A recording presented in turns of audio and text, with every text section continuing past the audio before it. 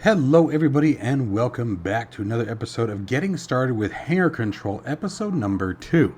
If you have not seen episode 1, I highly recommend you go back and watch that, but today we will be diving into the Mods Hangar portion of Hangar Control and going over a quick overview of how to use it and how powerful and functional it really is. Stick around.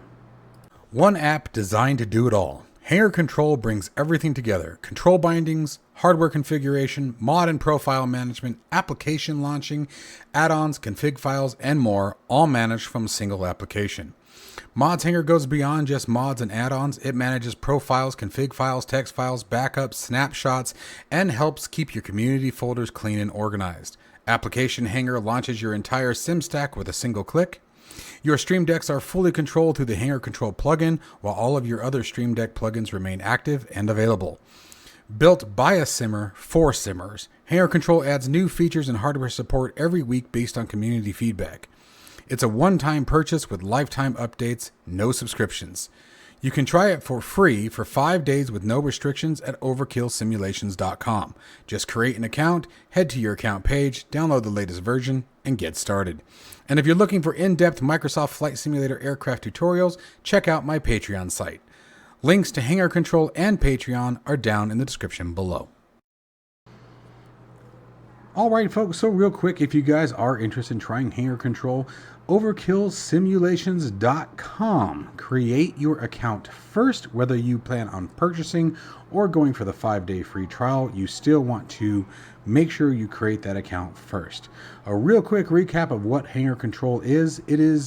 Its mission is to be an all-in-one stop and shop for everything in regard to your simulation needs as much as humanly possible.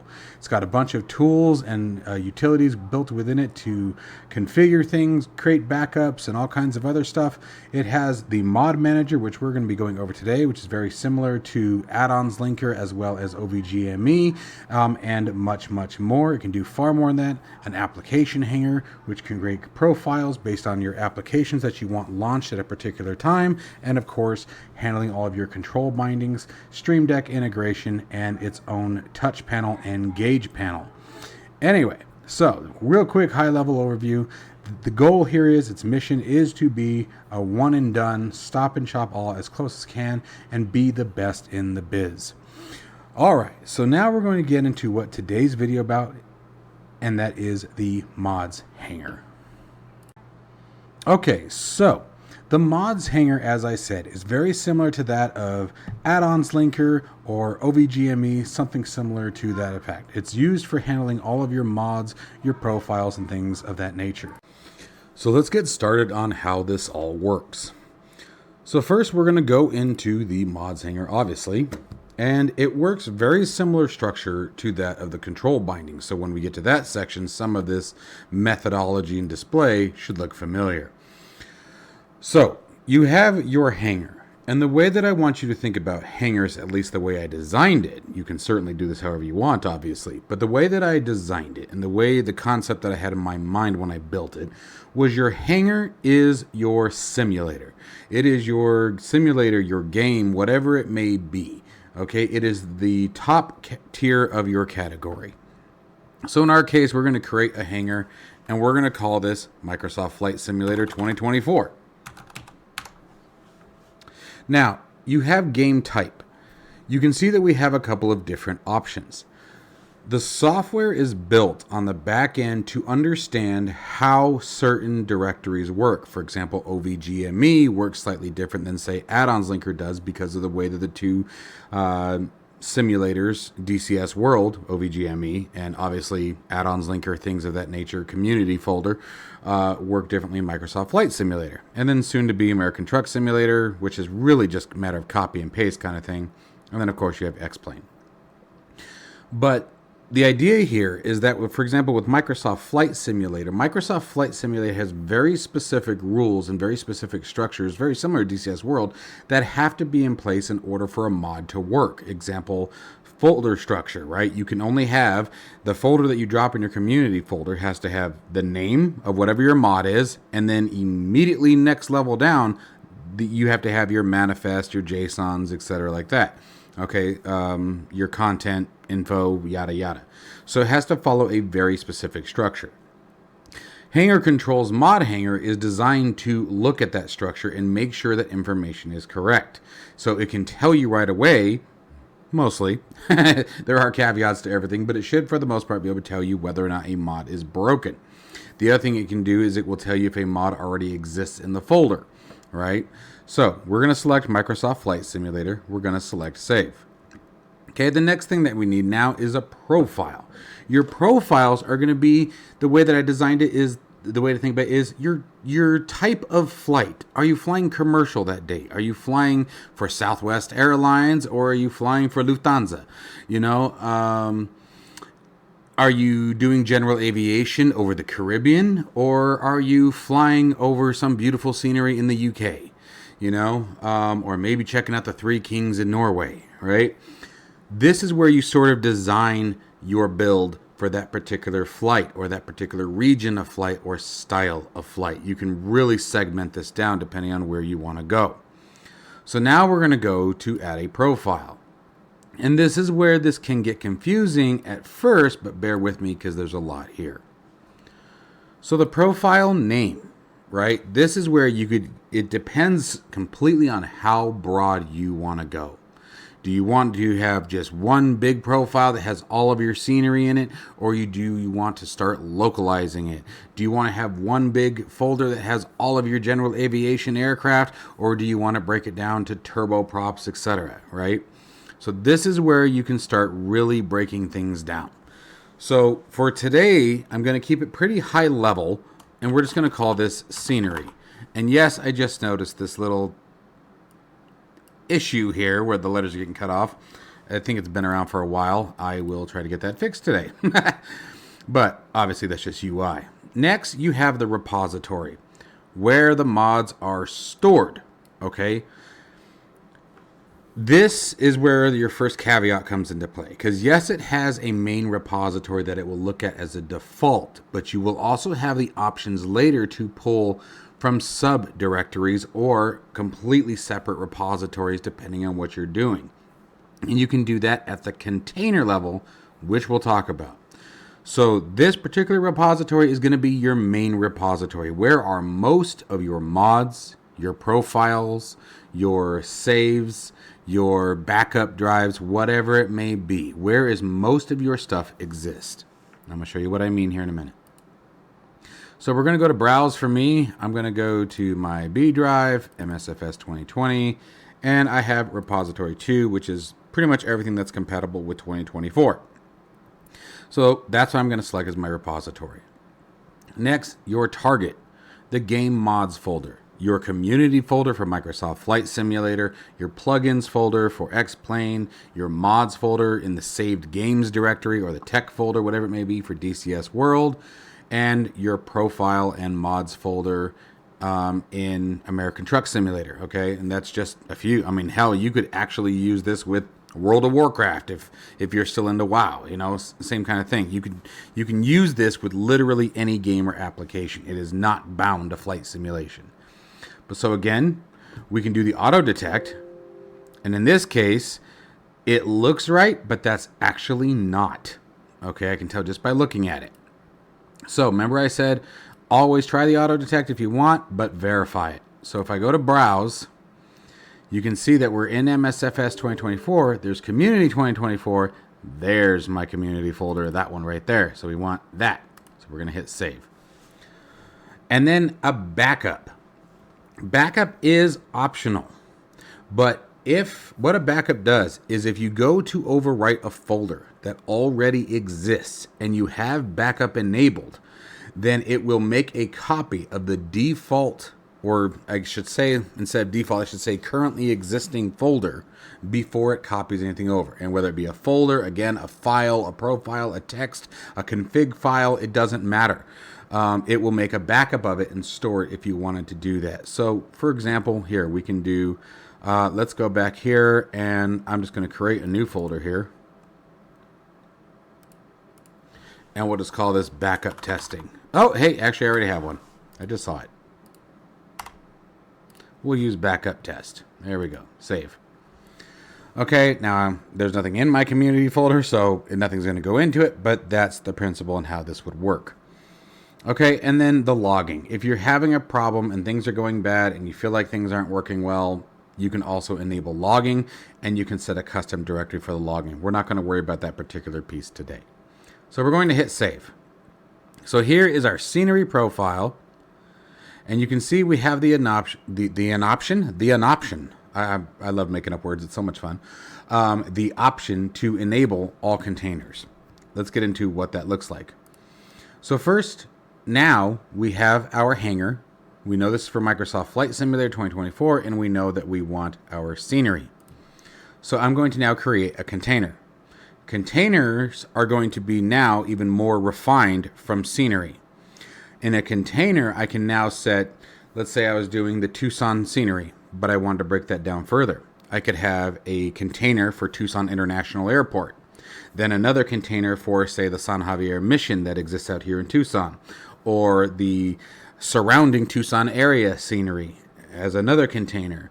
I could have, if there was like a mod for the boneyard to make the boneyard even more beautiful, I could separate that into Davis-Monthan Air Force Base. Okay, that's the idea behind the containers. The containers are a way to even further break down your scenery, and you can make those as high or low level as you want. So we're going to go to container. Oh, I hate it when it does that. So notice up here, it says select a profile. You want to click in there until it shows what you're doing. Okay, now we can add a container. Now, much like what we saw before, you have the container name, just like this. You name it as whatever structure or titling is going to work best for you. So in this case, I'm just going to write Tucson. We'll pack it all together.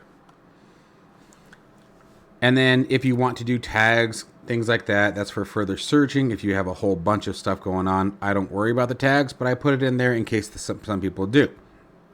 Category. This is handy. This is where you can set what is it. So in this case, it's a scenery. And this is what I was talking about before.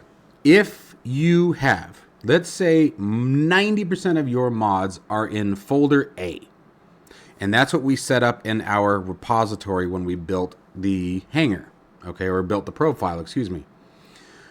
But let's say you've got 2 or 3 in folder B on a different drive, and you have them stored there for XYZ reason. You know, it doesn't really matter. You can add a second folder here. So for example, we'd be able to set repository. Remember last time we picked repository 2. But let's say I've got something in the MSFS 2020. That's what this one is. This is for 2020. Let's say I've got something in that repository that I want to use for 2024. You can set that and pull from that one directly. Okay, without worrying about having to reconfigure the entire app. Same thing with your target location. The idea behind the target location repository is you have all of your mods, your sceneries, your new aircraft in your main repository. But let's say that you also have a config file. Maybe you have one config file, and I'm going to use American Truck Simulator as an example here because this is very common for us who drive in ATS, or ETS for that matter. You have a config file or a profile built for VR, and you have one that's built for 2D. American Truck Simulator, especially if you're running triple monitors, to give you some context here, doesn't handle VR very well, switching back and forth, especially when you're going on the triples. Okay, so if you have triple monitors and then you have VR, you'll usually have 2 different monitor configurations. You'll have one built out for VR, a config file built out for VR with all of your settings, adjusted graphics, yada yada, you know, for obviously best FPS. And then you'll want to tweak those to a different direction based on driving in 2D in it, you know. So the example of the use case here would be all of my mods, my trucks, and everything like that are in one profile, but I have a config file, specifically a config and a monitor file, that I would want to deploy, obviously, in a completely different directory than where the mods would go.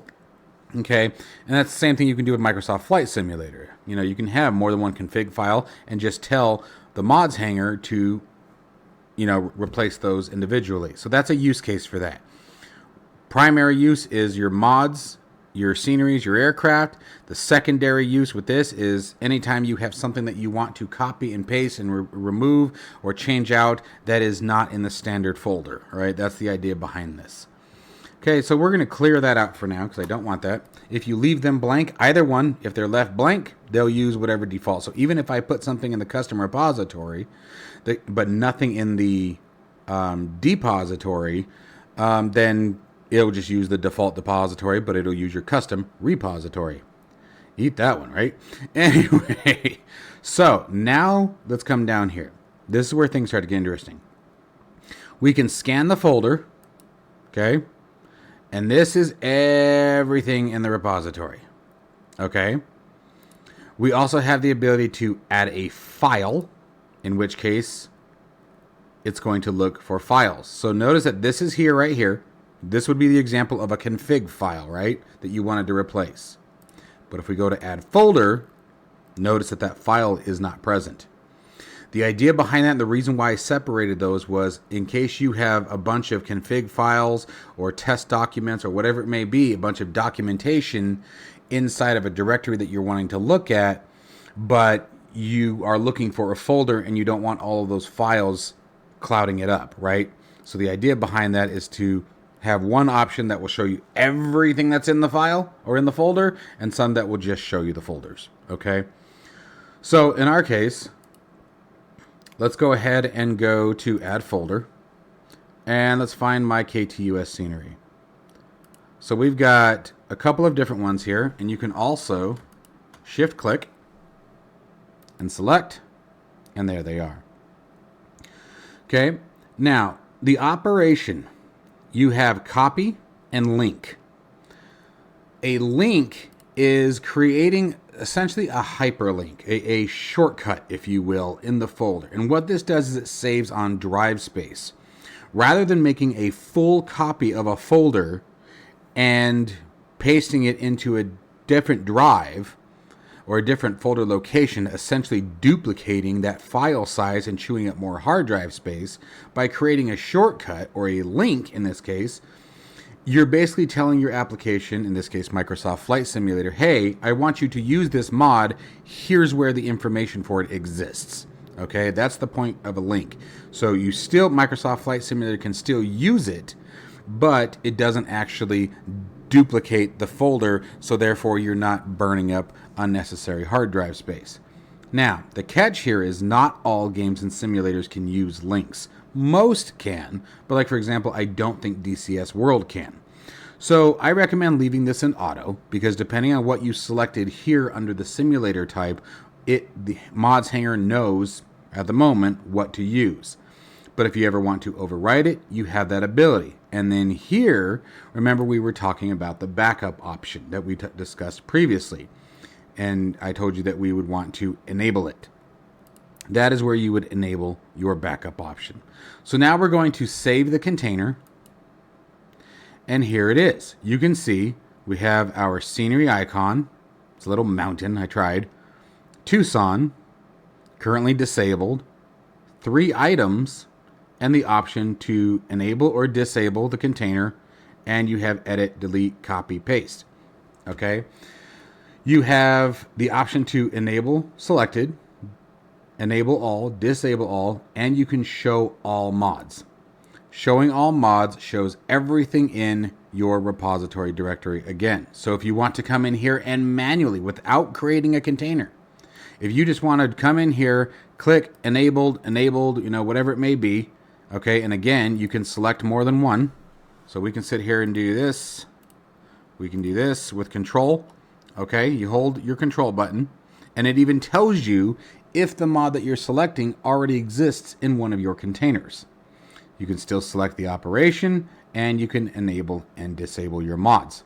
Okay, so if you don't want to go through the whole creating a container process, you can just go through this and fire them off as you will, remove them as you will, one by one, and not have to worry about the whole container craziness.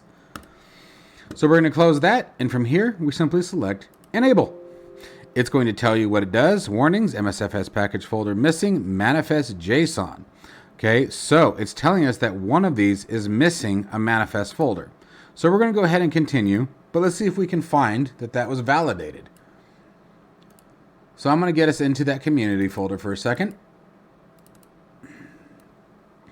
Here it is. Let's get Hangar Control out of the way. It's set to always on top, so I have to move it out of our way for a minute.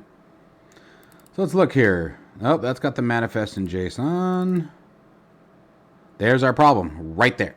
That is our problem. Remember I told you what the structure is. Okay?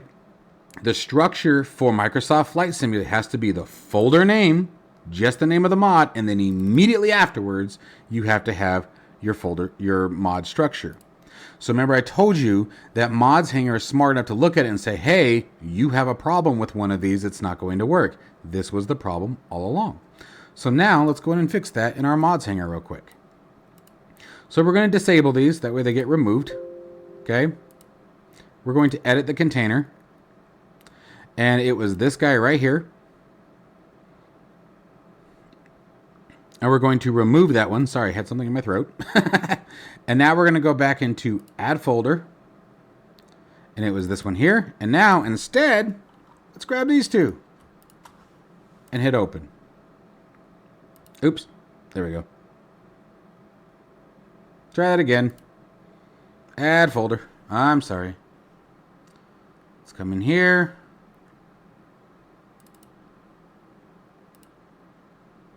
Select folder. And you can even see it gives you the full folder structure there. And let's go in one more time and grab the second one. It's because we're going too deep.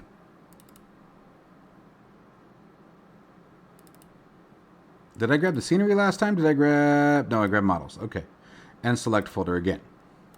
There. So now, let's save that again. Got 4 this time. Enable. No warnings. Everything's exactly as it's supposed to be. And when you go into your community folder, which I don't know why I closed File Explorer, but I did.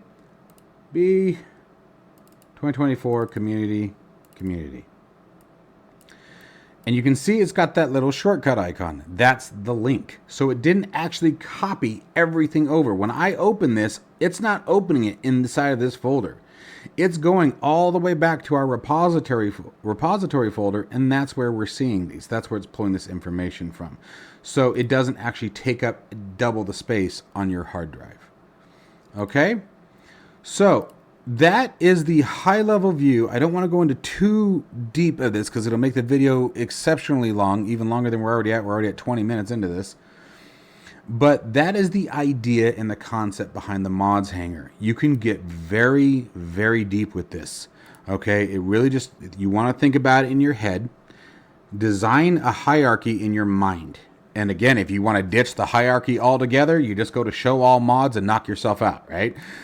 But if you want to walk through the organization process, you have that ability here.